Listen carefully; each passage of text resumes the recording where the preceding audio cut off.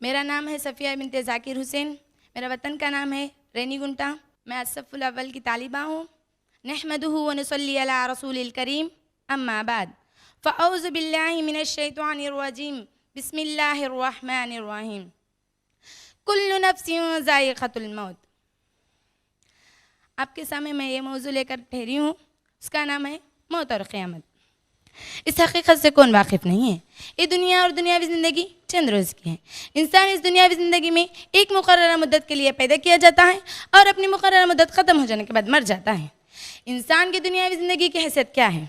इंसान की दुनियावी ज़िंदगी हैसियत कुछ नहीं है मगर एक खेल और तमाशा है, बल्कि असल दुनियावी ज़िंदगी का घर तो आखिरत है। इंसान की दुनियावी ज़िंदगी का खातिमा यानी मौत और कुदरत का एक अटल कानून है जिससे कोई बच नहीं सकता, चाहिए वो नबी हो या रसूल, अमीर हो या गरीब, काला हो या गोरा, अरबी हो या अजमी, आका हो या गुलाम। अल्लाह तबारक व तआला ने सूरह आल इमरान में इरशाद फरमाता है, कुल्लु नफ्सिन ज़ाइक़तुल मौत। हर इंसान को मौत का मज़ा चखना ज़रूरी है। इंसान के चलती फिरती हंसती गाती ज़िंदगी अल्लाह तबारक व तआला की अमानत है। अमानत का मालिक वो नहीं हो सकता जिसके पास अमानत होती है, बल्कि अमानत का मालिक वो होता है जिसकी वो असल चीज़ होती है। चलिए मैं इसके ताल्लुक से एक वाक़या सुनाती हूँ जिससे आपको मालूम हो जाएगा कि अमानत क्या है।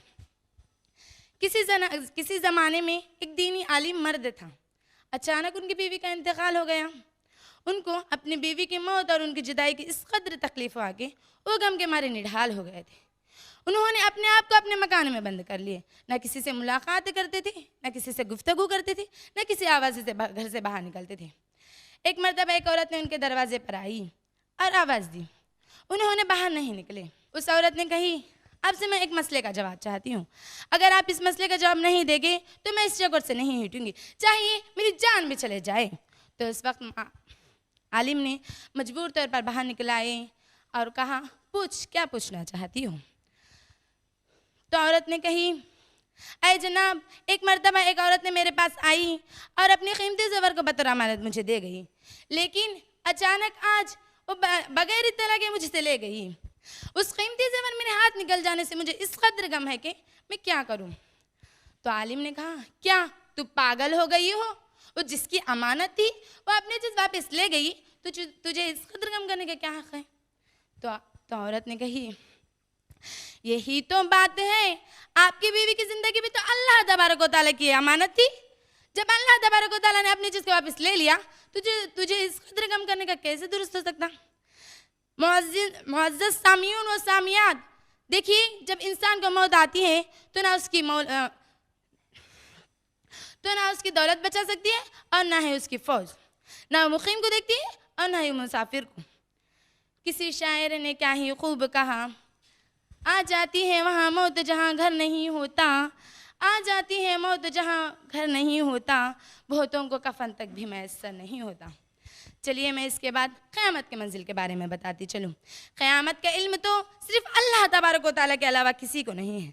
बाकायदा इस पर ईमान लाना हर मुसलमान को ज़रूरी है। अगर कोई क़यामत के दिन को इनकार करेगा तो अल्लाह तबारक व तआला ने जिस तरह पहली कौमों को हिलाक व बर्बाद कर दिया था, इसी तरह हिलाक व बर्बाद कर देगा। क़यामत के दिन सारे मखलूक परेशानी में पड़े हुए होंगे। हर कोई अपने अपने नफ्स की फ़िक्र पड़ी हुई होगी। हर शख्स को अपनी अपनी नफ्स की फ़िक्र पड़ी हुई होगी। हर कोई अपने गुनाहों के मुताबिक पसीने में डूबे हुए होगा। उसके बाद चंद लोगों की निगाहें नीचे झुकी हुई होगी और उन पर अल्लाह तबारक व तआला की ज़िल्लत छाई हुई होगी, और वो उन लोगों की होगी जो दुनिया में अल्लाह और उसके रसूल सल्लल्लाहु अलैहि वसल्लम के बातों को छुटलाते थे। उसके बाद अल्लाह तबारक व तआला ने हिसाब व किताब को नाम अमल के तौर पर दिया जाएगा। जिसके नाम अमल अच्छे होंगे और वो गुनाहों से महफूज रहेगा तो उसके नाम अमल बाएं हाथ में दिया जाएगा।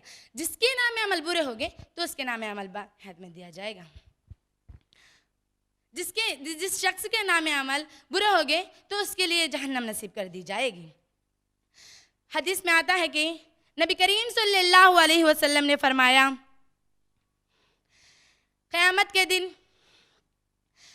मौत को एक मेंढे की शक्ल में लाया जाएगा, जन्नत और जहन्नम के दोनों दरमियान खड़ा दिया जाएगा और जन्नतियों और जहन्नमियों से पूछा जाएगा, क्या तुम इसको पहचानते हो? क्या है? तो जवाब देंगे, हाँ अल्लाह तबारक व तआला, ये तो मौत है। तो कहें तो अल्लाह तबारक व तआला ने उसके बाद उसको ज़बह कर देगा और ऐलान कर देगा, ऐ अहले जन्नतियों, तुम्हारे लिए जन्नत दाइमन के लिए है, तुम उसमें चले जाओ, तुम्हारे लिए मौत नहीं आएगी। इसी तरह जहन्नमियों के लिए ऐलान कर देगा, ऐ जहन्नमियों, तुम्हारे लिए जहन्नम का अज़ाब दाइमन है, तुम उसमें चले जाओ, तुमको हरगिज़ मौत नहीं आएगी। देखिए अजीज सामीन व सामियात, जब इंसान को मौत आ जाती है तो कोई नहीं बचा सकता। जब क़यामत के दिन खड़ जाता है तो अल्लाह तबारक व तआला के अलावा वो क्या भी नहीं बात कर सकता। इंसान तो आजकल में कहता है कि इब्तिदा में इंसान पैदा होता है और मर जाता है, लेकिन ये नहीं कहा था कि दोबारा पैदा किया जाता है। हरगिज़ नहीं। अल्लाह तबारक व तआला इब्तिदाई में पैदा करता है और दोबारा मौत देता है, तो उसके लिए दोबारा जिंदा करने में क्या मुश्किल है। अब हमें चाहिए कि अगर अपने रिश्तेदारों में किसी की फौत हो जाए तो उस पर सब्र करें। आखिर में मैं अल्लाह तबारक व तआला से दुआ करती हूँ कि अल्लाह तबारक व तआला हम तमाम को मरने के बाद जन्नतुल फिरदौस में आला साला मुकाम अता फरमाए। आमीन सुम्मा आमीन।